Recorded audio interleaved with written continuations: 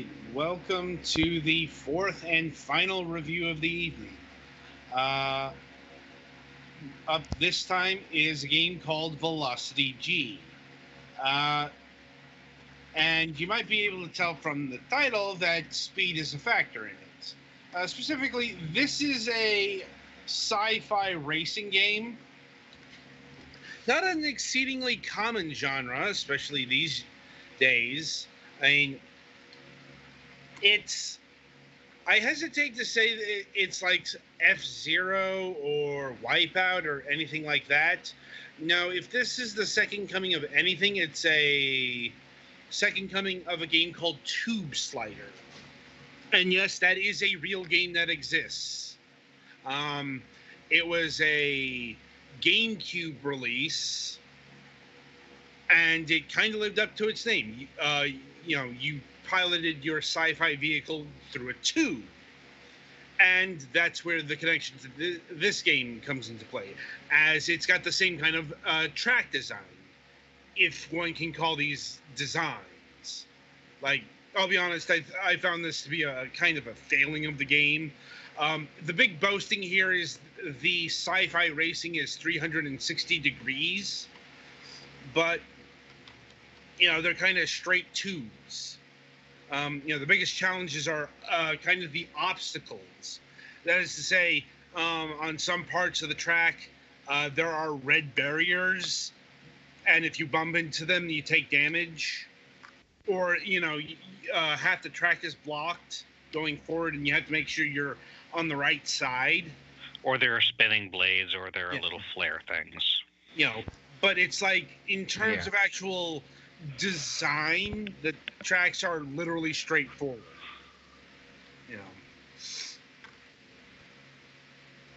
There's no navigating hairpin turns or anything of that nature. It's all, straight and narrow, so to speak. It's kind of, there are some sharp turns you have to navigate. That does lead to everything feeling, the same.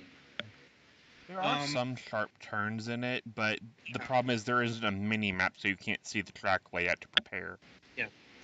It's just, on the whole, the track design is unexciting, to say the least.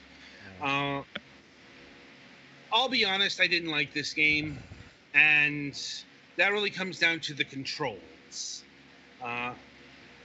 If you know this genre in general, then you know that because everything is going so fast, they tend to, it's very twitchy, loose controls. Mm-hmm.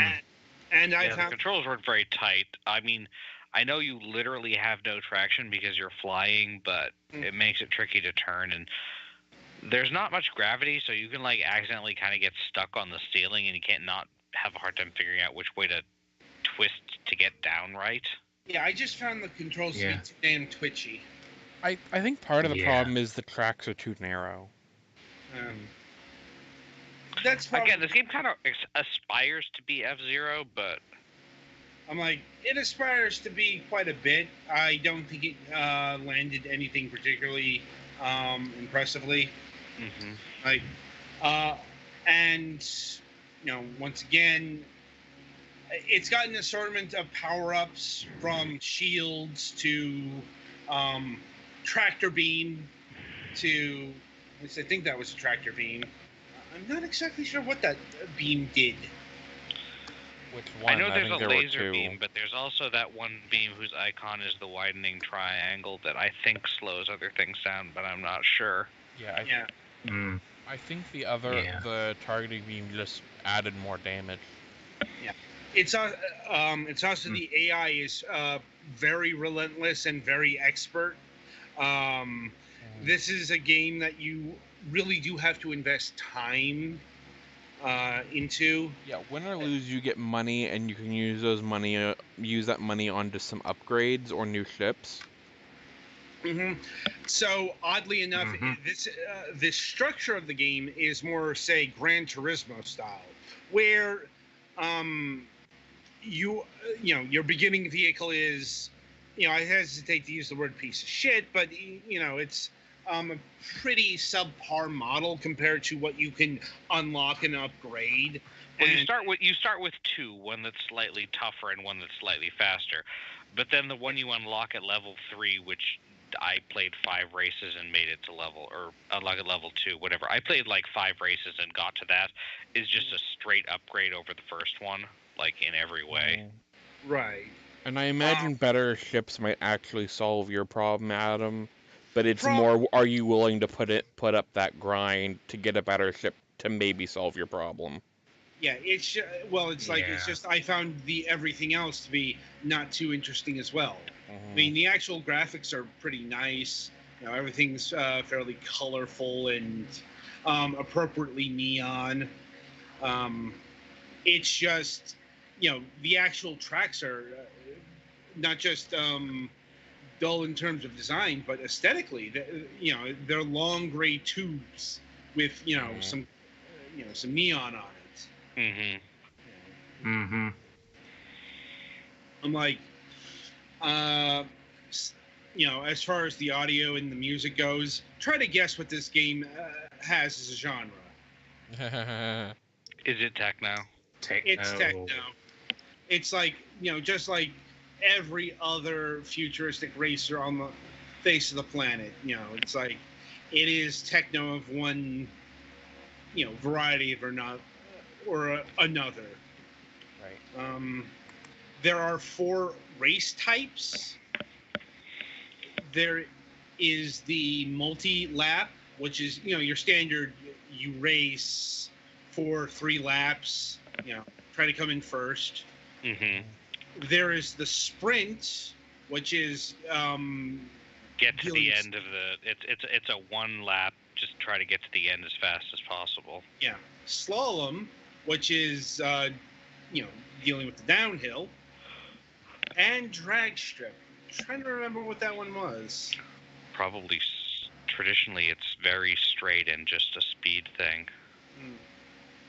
So there's a bit of variety. And slalom is usually, it's not so much the downhill as it is the very much you have to go left and right a lot. Well, it's also you have to go through the doors. Right, which are usually like the next door is far to the left or far to the right. So there is some variety here. And there's also multiplayer. It is local only, unfortunately. So, which on one hand, this game has pretty. On one hand, this game requires fairly fast reactions to stuff, so lag might really suck for this game. But on the other hand, it's kind of a shame. And the game is very affordable. It clocks in at just $5, and is also available on the Xbox One. Nobody has an Xbox One, so, you know, nobody tried that version. For $5, this is an okay purchase. My personal recommendation would be to just buy Extreme G2 on Steam. It's only like $2 more, and it's a much better racing game. I mean, you know, that's a couple decades old, but I think it holds up well against this. Now, fair enough. What about the rest of you? I think this is fine. Like, again, if there are either some tracks that are wider or just they made the tracks in general a little wider, it would probably solve a lot of my gripes. Yeah, I feel the same way. It's an alright game. It needs improvement, but it's not unenjoyable. The controls aren't perfect, but I mean, some games with bad controls, you can just beat your head against the bad controls forever, but this game I was able to get okay. Yeah. Well, and I think to me, since with the grindy upgrade, it looks like the bad controls are more, hey, once you get better vehicles, the bad controls are less of an issue.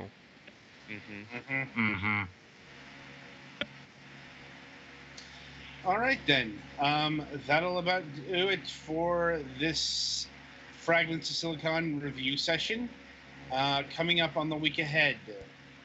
Nothing on Tuesday.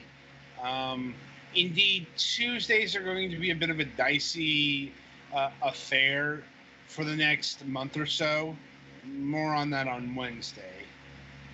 But coming up on April 24th, we will be having Natalie Zena Wallshots of Stitch Media.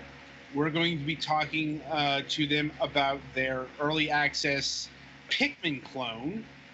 Like, it's that sure is a thing to clone. Like, yeah. It's called Terrorium, as in terror, Terrarium. Yes. And hopefully you will be able to join us then. And until such time, I wish you good gaming.